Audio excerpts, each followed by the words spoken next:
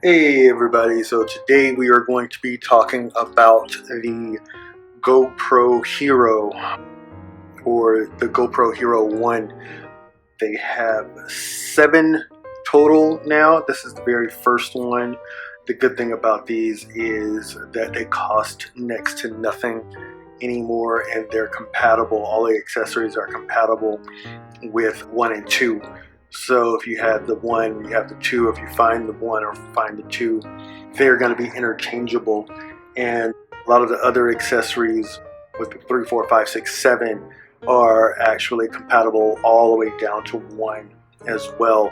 What I like about these is that since they are so inexpensive now, they haven't become obsolete because they still shoot in 1080. So if you're doing something to where you might have, let's say you're doing explosions or something to that nature, or you might not get your camera back if you're worried about that, then pick up one of these GoPro Heroes because it does shoot in 1080.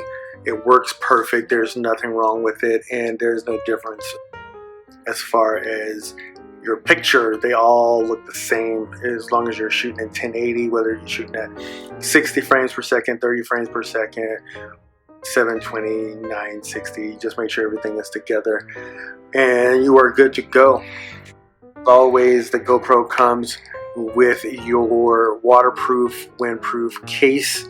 If you guys have worked with GoPros before, you know that this case messes up sound, so your sound isn't going to be good. But they do make packs that go with these as far as accessories go, so that you can hear everything. And like I said, everything is extremely versatile and interchangeable. So basically, this is what your original GoPro Hero looks like.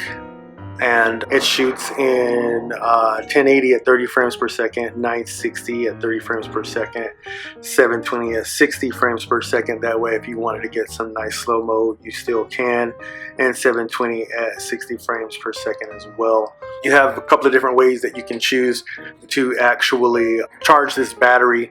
The batteries in the 2s and the 1s are all the same, so you are good to go with that. One of the ways is just right here, your regular USB port. Just pop it right in and plug it into the wall and you're good to go. Another way is you can have battery charger itself and you just pop that battery out and you plug it into the wall and then you're good to go as well.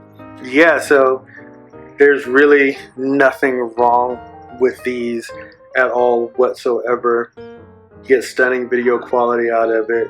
It just looks exactly like anything else that you're going to be shooting in the GoPro series, all the way up into the 5, as long as you're shooting in 1080, because some of the other ones they are shooting in 4K and 2.5, I think. So of course those are going to look different, but you're shooting 1080. If you have several of these, as you see here, you can outfit them with different things, and you can just set them up all along the way and just string all of that video all together. Let's say you're doing a dirt bike racing, you can just place them up different places and let them go and record what you need to record. It does use the larger SD card, not the micro, but it uses the large SD card.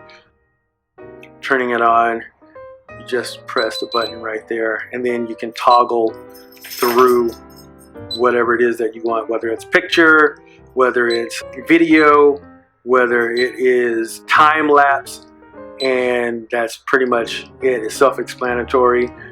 The 5 here means that I have it set on R5 right there. I don't know if you can see that, but it's set on R5, which is 1080 at 30 frames per second, which is pretty much where I leave them unless I'm going to do something that's going to be slow-mo. And then to turn it off, and that's pretty much it. The waterproof case is something that I love on these guys because they are good to go up to 130 feet, 131 feet actually, 40 meters.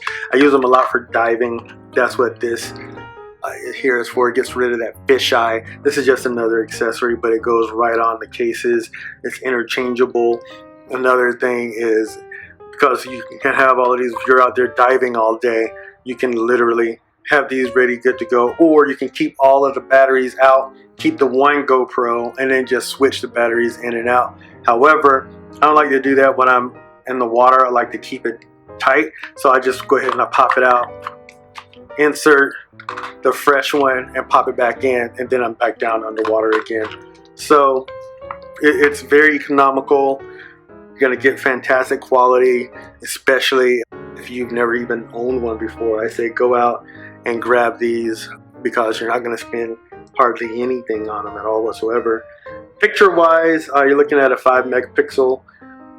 They look fine. You got that fisheye look like with all GoPro, and you'll need different lens on your casing to actually stop that fisheye look, but you can do it. And there you have it. So if you guys are looking for a GoPro series or getting into them, go out and just grab up one of the earlier versions. You're going to get the same video quality, which is going to be 1080.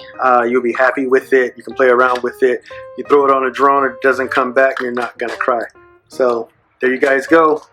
GoPro Hero, first version. You guys have a great day.